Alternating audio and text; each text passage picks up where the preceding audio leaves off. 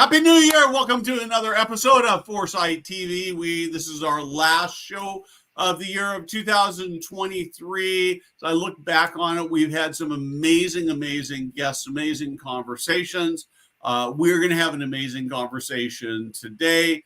We are going to be talking about a new way of really serving the care needs of your residents who are in independent living. It's not something, honestly, that gets talked about very much, and it means that it's not done very well. And so I'm going to be talking to Steven and Jennifer here, but before we get started, this.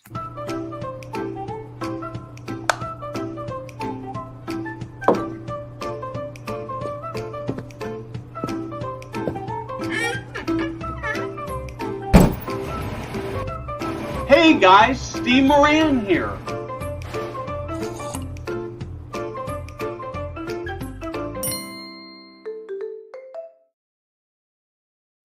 So this episode of Foresight TV is brought to you by Care with a K.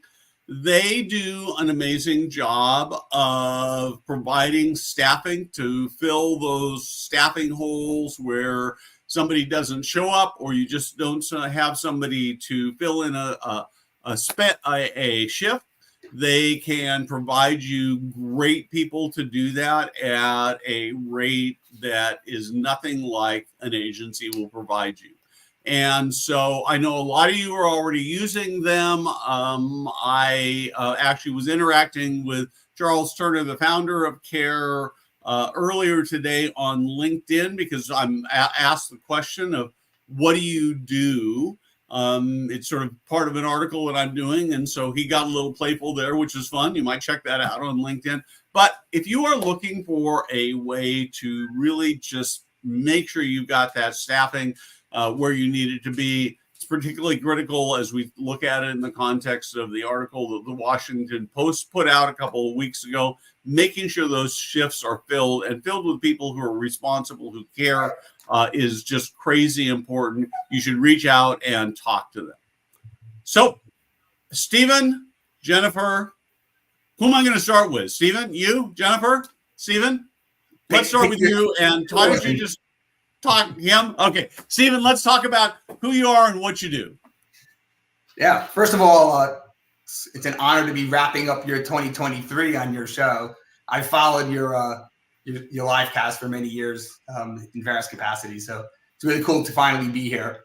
I'm the founder of CaringOnDemand. I've spent my entire professional career in the field of aging, first as a founder of a nice-sized regional home care provider that I finally exited about 2.5 years ago, but it's been really immersed in the world of aging since my college days.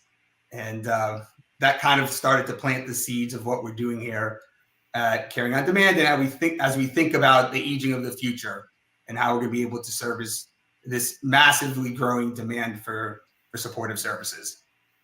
Great. And so talk a little bit about CaringOnDemand and what you want to do, or actually, why don't you introduce Jennifer first? Sure. So Jen Devine is our VP of Business Development. She probably will do a better job of introing herself than I would. she'll criticize whatever I say anyway, so it might be helpful. We've worked together now for over 18 years, so we have a long track record of building businesses and really executing on them and really kind of understanding what the evolution of the needs are, but she'll do a better job of telling us about herself. Okay, so Jennifer, you are on, and I need you to do two things for us. The first thing I need you to do is just to tell us who you are, so we get to know you. You can tell us a little bit of a story about how you came to be doing, and I'd like to actually have you dig into a little bit of what CaringOnDemand does, because I know what it does, but people are going to go, "What are these guys talking about?" Yeah, okay. So my name is Jennifer Devine, and as Steven said, I'm doing the VP of Business Development for CaringOnDemand, which is an honor. My background is in social work, actually. After my master's, I actually worked for a mental health clinic, and I had all these visions of working in that space. And then I was offered an opportunity working with seniors. And I'll admit it, it's not pretty, but I didn't really feel like it necessarily had a passion. But the salary that they were offering me, I was like, oh wow, this is going to be great for student loans. So I kind of went into it with that attitude. But there's always a higher power that knows better. And I wound up working with seniors and realized this is exactly where I belonged. And I felt so passionate about it. And then I was offered a job in home care, and I've been in the home care space for the past 20 years. The past 16 was under Steven East's ruling. And Caring on Demand really was inspired from our home care experience. One of the things I always said I loved working about with Steven is he was always asking questions to the people that were in the trenches. And so what you really started seeing is that people needed touch points without these minimums being forced on them. And so Steven's mind started spinning and spinning. And so he would listen, and he kind of came up with the brains of Caring on Demand, where we are able to deliver services in a smarter way that's more affordable for people. And that could be fractional care all the way up to 24-hour care. So that was really how the birth of Caring on Demand came. And then what we started to see is that there was such a need that this was really a full-time business, and that we needed to be able to collaborate with other home care providers in order to make that happen. And so that's what inspired Caring on Demand. And so here we are, it's a full-time business and national. So I really love what you're doing. Let me see if I can sort of walk through a description as I understand it, and then you can help me if I miss something. So particularly focused on people who are in non-licensed settings. So it wouldn't be assisted living or nursing care or even typically dementia care, but these would be people who are being in independent living but need some home care services, right? And that the big challenge with that, well, the first big challenge is that it's expensive. And that's because people are expensive. Yeah. But making it worse is that when you hire somebody to come in and help you, even if you only need 30 minutes or 20 minutes or 45 minutes, you've got to pay a minimum of 4 hours or 8 hours, which means they're doing nothing and you're spending a lot of money, right? Is that so far good, so good? You're doing great. The only thing, and Steven, you chime in because, this is his baby. So I'm saying, so you are doing great. And yes, independent living communities seemed to want us to come in the most. But I do believe that Caring on Demand, there's a place for Caring on Demand in every type of community setting, residential. I do believe that even in skilled nursing facilities, it can reach all of those places. Okay. But yes, independent living has been one of our more common accounts. Well, and Jennifer, you actually bring up a really good point, right? Because one of the things that I think family members worry about is so let me actually finish walking through this. So basically what you're doing is that you're saying if somebody only needs 30 minutes of care, they can buy 30 minutes. They don't have to do that minimum. But you're still working with home care agencies, so they're fully vetted. And what you're really doing is just shrinking that time commitment so you're only delivering what's really needed. And so I hadn't really thought about this, but Jennifer, I love what you're saying, because what you're really suggesting is even like an assisted living, if they're short-staffed and a family member comes in and says, man, I wish we just had one more person to help get mom up and going in the morning or to sit with her. This would be a way to do that, which would be a big help for the community. And so if you're an assisted living provider, you should be talking to you guys too, right? I didn't even think about this until just now. This is brilliant. It's definitely a worthwhile conversation to have. And, in essence, what we've done is we've looked at the home care industry, and we saw that there's over 430,000 unique home care providers in the United States, to give you some idea of the scale of it. And each of them are operating in their own independent silos, and they're not speaking with each other. By doing that, they're not leveraging the true asset that they each have, which are their people.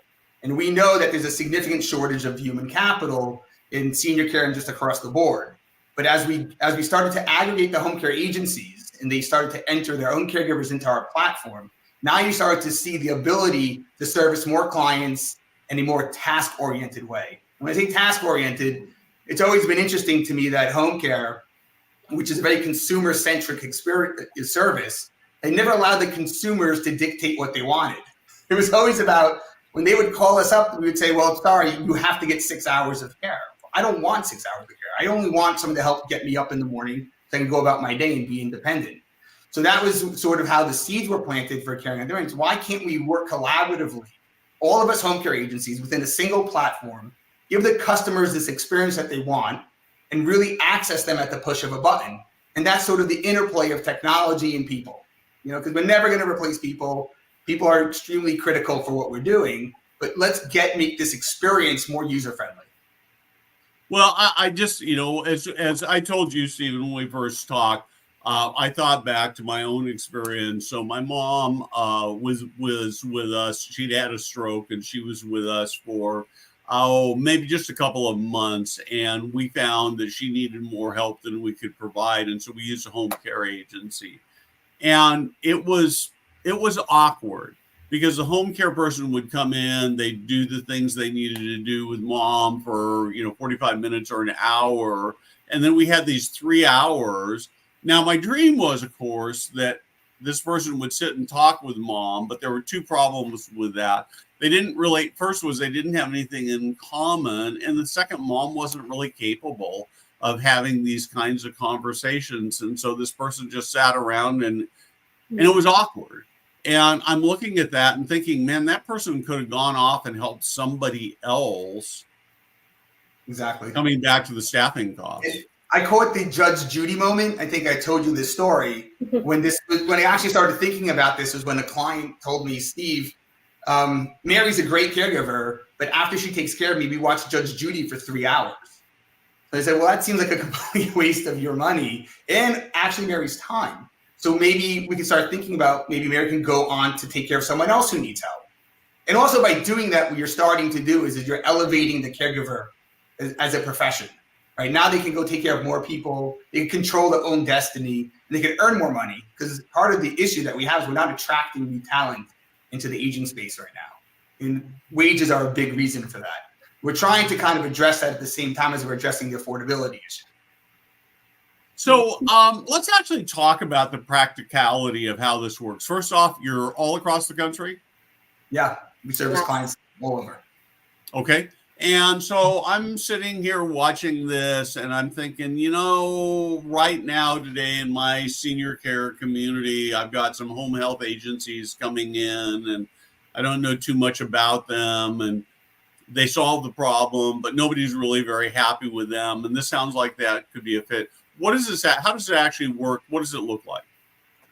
Yeah, I mean, Jen could talk a little more to this, but that's exactly the pain point that we were addressing with the communities. You don't know all these different agencies who are coming in. You have no consistency of your own brand because you have 10 different agencies supporting your residents. Why not go through a single platform that you could say, hey, welcome to our community. We care about your health. We know that the average senior moving in has more acute needs now than they did 5 years ago. And we have a solution so mom or dad can age in place. And it's in a very, easy to access, frictionless process through this technology. And you don't have to go down a list of looking up ABC Home Care and all these other entities. You have it all right there at your fingertips. And that's the value proposition. The senior living is an amazing service, an amazing sort of proposition to seniors, but they are very concerned when they move in if they're going to be able to get the help that they need when they're there, and that they can afford to stay there for as long as they need to. And we're trying to address all those issues with our solution. Right. So this is it's really fascinating to me. When I first started Foresight, called Senior Housing Forum back then, maybe 10 or 12 years ago, there was a lot of growth in independent living communities, and a lot of the assisted living providers were complaining about them, saying it was unfair because they were doing independent living with home care, and it was really stealing business from assisted living. I haven't heard that for years and years and years. And I don't know whether it's because assisted living is doing fine. I kind of think it's not that, or they've accepted it, or they've realized that it's just a different consumer. But the sort of the next evolution, which is one of the reasons I'm so excited about partnering with you guys, is that more and more I'm talking to operators who are saying, you know, we're going to probably see more older people who are doing the unbundled thing and doing exactly what you're doing, who are doing just, you know, who are going to be doing unlicensed, if you will, assisted living and bringing in the care they need to give probably lower cost more than anything else. Thoughts on that? Are you seeing that? Jen?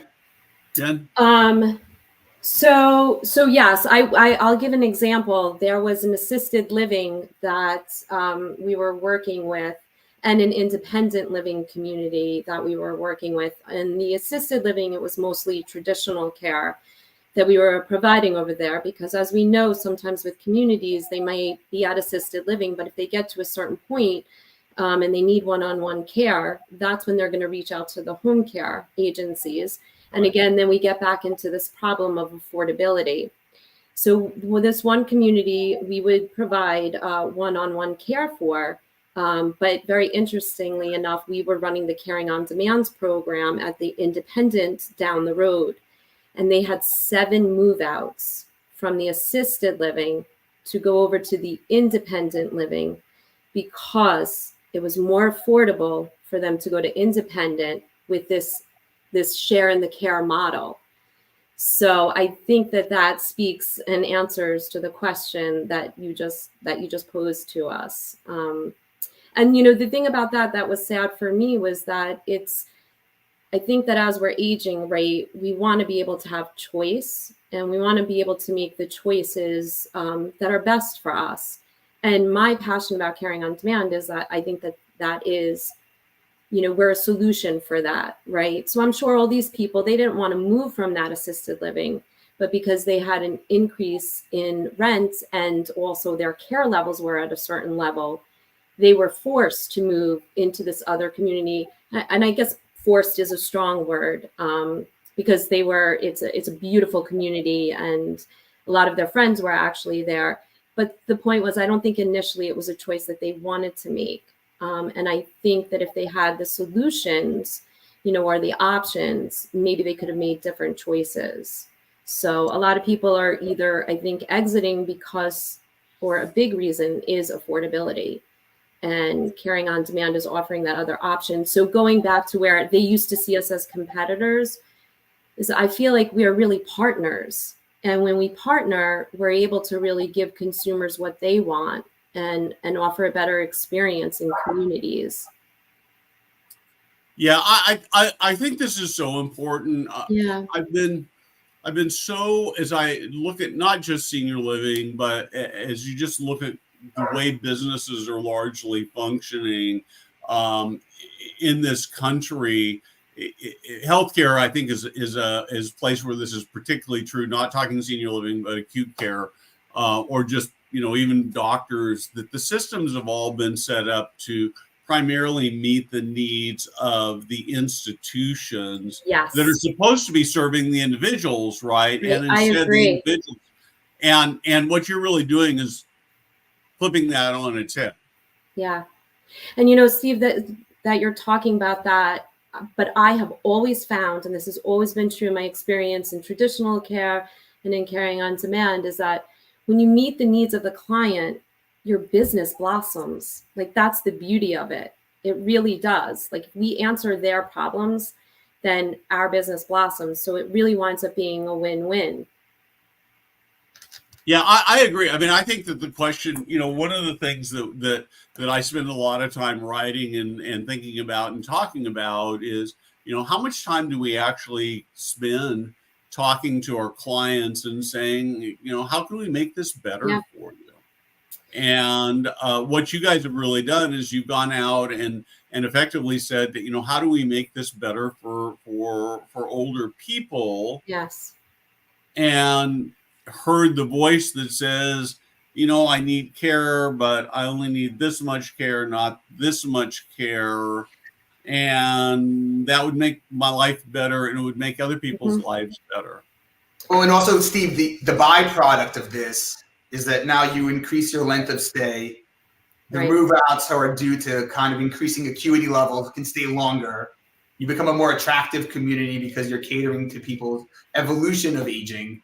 So it's a win-win, and it kind of evolves very organically. It could just start with someone needs help 10 minutes a day, but then at least they know they can age in place, which we are always promoting, and then it will keep your residents within your community longer. Yeah. I have a story. Oh, sorry. Go ahead, Jennifer. No, I have a story that, you could have somebody who maybe has a mild cognitive impairment, and their only real issue is that they're forgetting meds maybe in the morning and in the evening. And that is causing all these complications. But as long as they're complying with that med in the morning and the med at night, they're living a pretty independent life. They are absolutely appropriate for their community.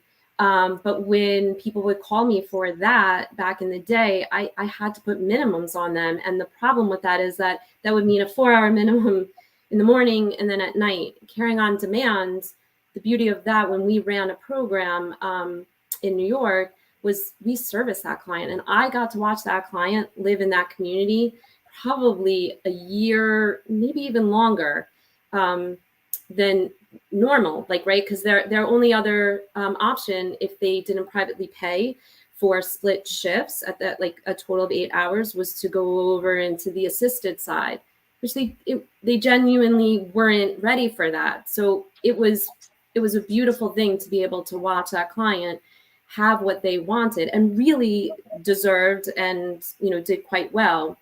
And the family got to see that too. So that's just an example of what it's doing. It's giving touch points to people as they really need it and keeping it affordable.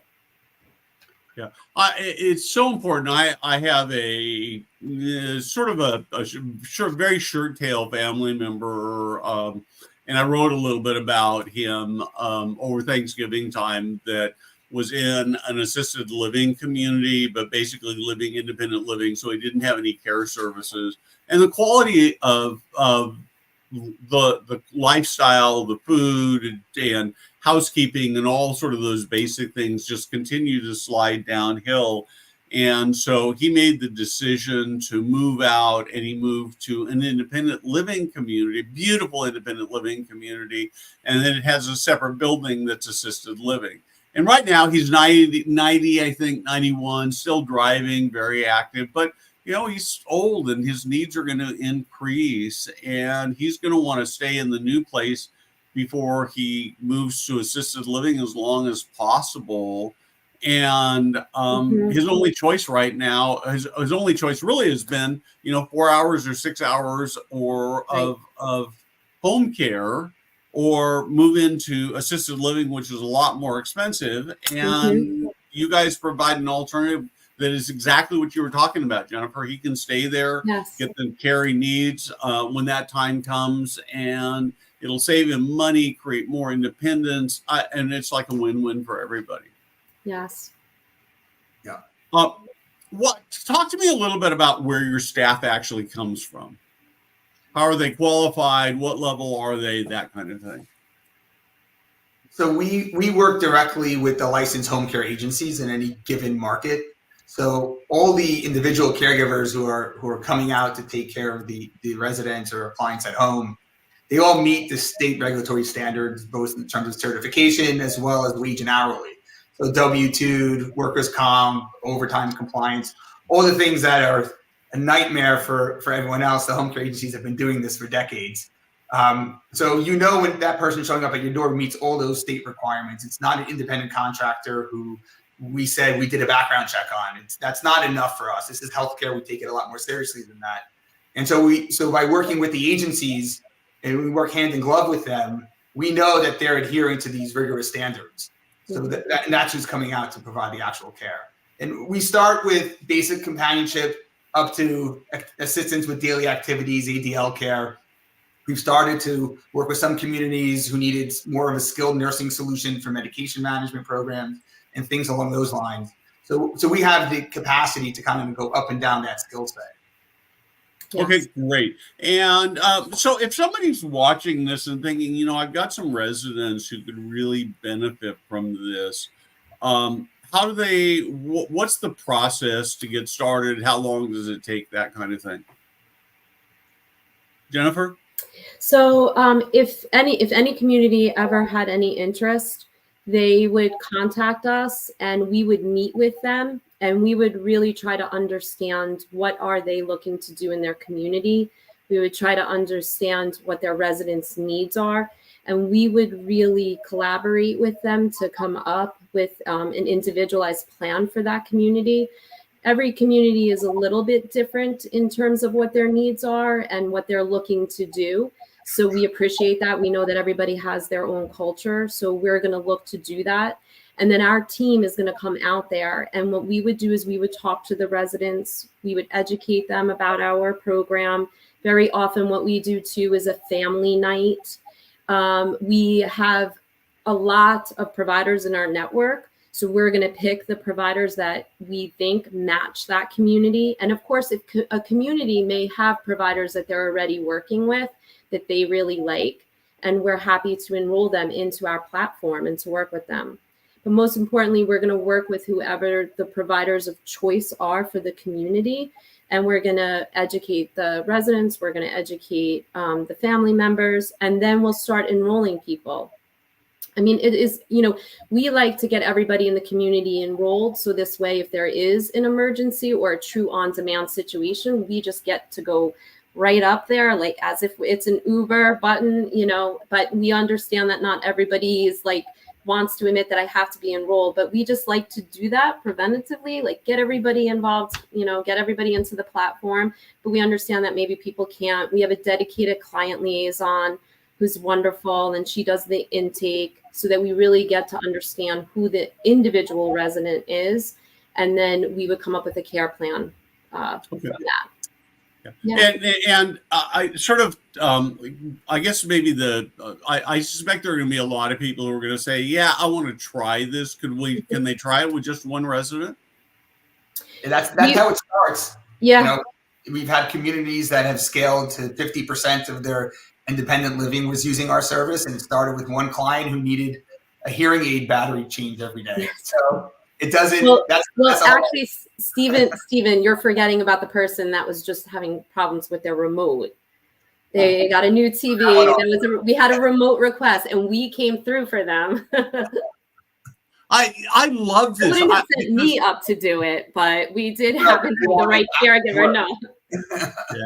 Yeah. The only thing that's got me worried about this now that we're working together, Steven and Jennifer, is that somebody here in the local Sacramento area will need help with a remote or a hearing aid battery, and you're going to call me up and say, "Hey, Steve, why don't you just go do this for us?" Because it's such a one-time thing. But you know what? If you did that, we've done it. I'll be there. If you're going to be part of our team, you have to be all in because we have all done it. Yeah, absolutely right. I was at an operator. I got to spend some time at I can tell the story who it is because it's such a great story. It's Stellar Senior Living, and was talking to their I guess he's president, but he was talking about how when he was an executive director, a big part of what he'd do every day is pick up the coffee pot and go through the dining room and just refill coffee cups for people, right? Or not his job description, but what it did is it actually, what he said is that it actually prevented complaints, right? Because he'd have conversations with people, they'd be pleasant, they'd feel connected. And so whatever it takes, I'm here for you. This is being recorded, right, Steve? Oh man, Jada, I want you to erase this as soon as we're done. We love enlisting free help. Yeah, exactly right. Well, listen, I at Foresight, as you know, as we've talked about, we're all about, making the lives of people who live and work in senior living better. And we love people who have figured out new ways to serve better, to actually reduce costs to keep people in the right setting. Yeah. And you guys have done just such a beautiful, beautiful job of doing that. Any other stories I should be asking you about or questions that I missed as we sort of wind up here? I mean, stories, that's a lot. Yeah, we have a lot of them. There's a lot. Yeah, I think you touched upon all the real high level things, and we're looking forward to speaking to anyone who has an interest in really kind of diving in deeper in terms of how we could be of assistance. Also, I think it's worthwhile to kind of shout out to our providers and our agencies who we work with, who are really at the forefront of providing the care. And while we're the technology solution, and we do have people involved in the client care and the onboarding, but it's really the provider agencies and their caregivers who really make this kind of hum. So just want to throw that shout out there, and again, wish them a happy new year if they see this in time. Yeah, for sure, Steven. You're right. We just had one of our providers who's driving, caregivers to make it a little bit easier for them on Christmas when they were serving, our older adults, but trying to share a little with their families. So he just hopped in the car and drove our caregivers to get to the communities that we serve so that they could have a little more time with family and helping the older adults. So that's just, that's an example of some of our providers that we work with and our caregivers. Shout out to our caregivers, because that is also something they're golden, what they're doing, and they need to be honored. And I think Caring on Demand is also speaking to them too, getting them the hours that they need, the pay that they need. And they love this program. They love it. They really get to know the clients. They entrench themselves in the communities. And that's another wonderful thing that I've been able to see happen too. So when we were talking about that win-win, it's really a win-win-win. Yeah, and sort of along that line, let's pop up this comment here. What Tammy says is Carrying On app for the kids. I sort of read that and I thought, what? And I realized that what she says is 100% right, because this is about giving families of residents tremendous visibility. These residents, visibility and control, peace of mind, right? Yeah. Mm-hmm. Exactly. Yes. So I know my mom, my grandma, my dad, my grandpa, my uncle is going to get the care that they need when they need it at the most reasonable cost possible. And as I age and I talk to more people who are becoming consumers of senior living, so much of what consuming senior living is about is creating peace of mind for the family members, not having to have this constant worry. So I love that. It's such an important conversation. Well, Steven, Jennifer, thank you very much. Great conversation. I love how you're changing the world. Love partnering with you guys.